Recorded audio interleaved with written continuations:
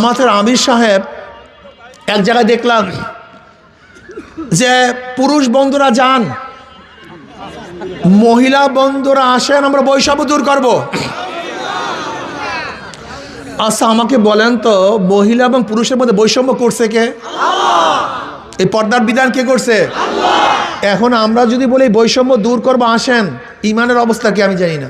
এই মুফতিয়ানে কেরাম আসেন, আপনার ফতুয়া দেবেন আমি জানি না, কিন্তু আমি জানি না বাবা।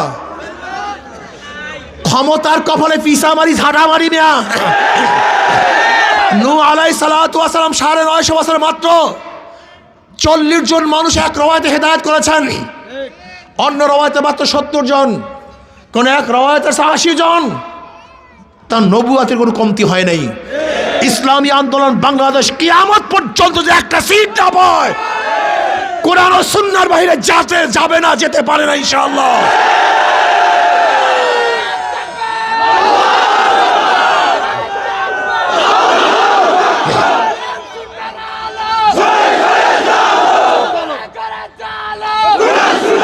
ভাইরা আমার, আপনি দেখেন জামাতের সেই আগের বক্তৃতা, এখন বর্তমানে বক্তৃতা। জামাতের আমির সাহেবের উপরে একজন মহিলা ঝেপে পড়ছে, তিনি তাকেও জড়িয়ে নিয়েছেন।